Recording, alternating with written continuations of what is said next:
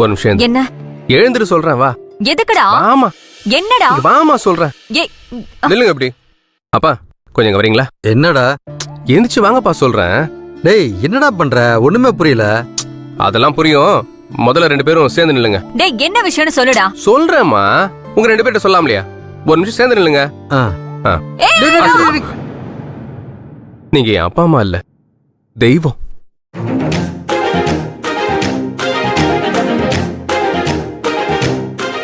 ஆமாப்பா, நீங்க தெய்வம்.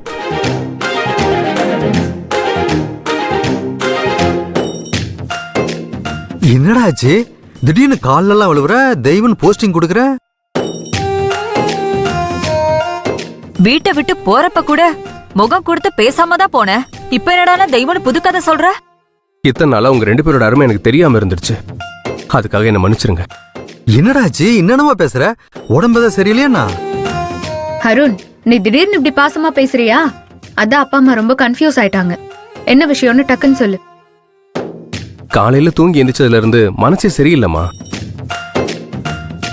சரி, பஞ்சமுக கணபதி கோயிலுக்கு போய் கொஞ்ச நேரம் அப்படியே அமைதியா உட்கார்ந்துட்டேன். திடீர்னு என் மனசுக்குள்ள அப்பா சொல்றத கேளுடான்னு ஒரு குரல் ஒலிச்சுது.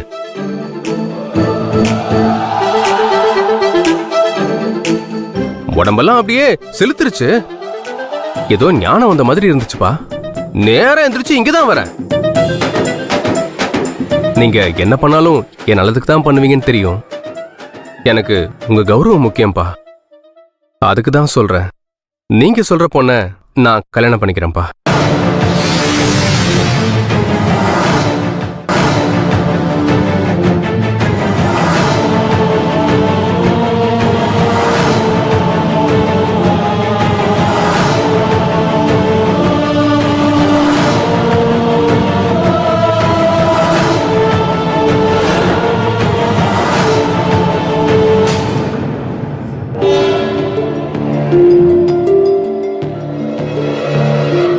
நிஜமா தான் சொல்றியா?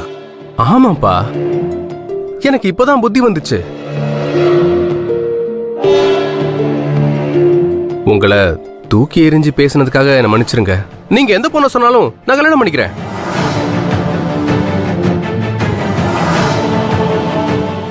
நீங்க சீக்கிரம் போய் நிச்சயம் பண்ணிட்டு வந்துருங்க. அந்த பொண்ணு பிடிச்சிருக்கு தானே?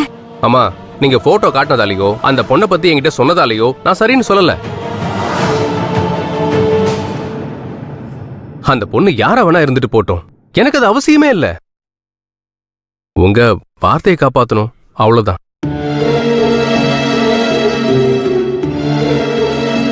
அதனால நீங்க போய் அந்த பொண்ணை நிச்சயம் பண்ற வேலையை பாருங்க. இதெல்லாம் கனவு மாதிரி இருக்குடா. ராத்திரி நீ வேண்டான்னு சொன்னதும் என் மனசே சரியில்லை, தூக்கமே வராம இருந்ததுடா. இப்பதான்டா மனசு நிம்மதியா இருக்கு. தேங்க்ஸ்டா, தேங்க்யூ சோ மச். அப்பா, எனக்கு எதுக்கு நீங்க தேங்க்ஸ் சொல்றீங்க? எனக்கு நீங்க ஒரு நல்ல வாழ்க்கையை அமைச்சு கொடுக்குறீங்க. அதுக்கு நான் தான் உங்களுக்கு தேங்க்ஸ் சொல்லணும். டேய், ராத்திரி நான் கூட உனக்கு எடுத்து சொன்னேன். அப்ப கூட நீ ரொம்ப பிடிவாதமா தானே இருந்த. வேற ஏதோ பண்ண போறேன்னு சொன்ன. இப்ப என்ன திடீர்னு? அப்ப நீ சரியா எடுத்து சொல்ல சிஸ்டர்.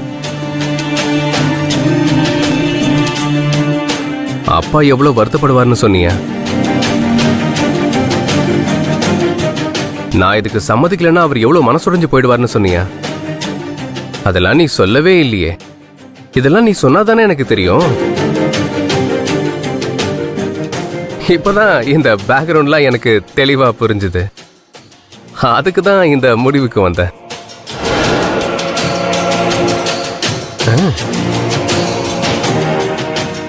அப்பா, இனிமே நீங்க ஒவ்வொன்றும் என்ன கேட்டு செய்யணும்னு அவசியமே இல்லை. அடுத்தடுத்து என்ன பண்ணணுமோ அதை நீங்க பண்ணிக்கிட்டே இருங்க. கல்யாணம் முடிஞ்சு என்ன அனுப்புனீங்கன்னா நான் அடுத்த ப்ராஜெக்ட் நோக்கி போவேன். ஐ மீன் என் ஒர்க்ல ஃபோக்கஸ் பண்ணுவேன்னு சொன்னேன். வரேன்ப்பா, வரேம்மா, வரேன் சிஸ்டர்.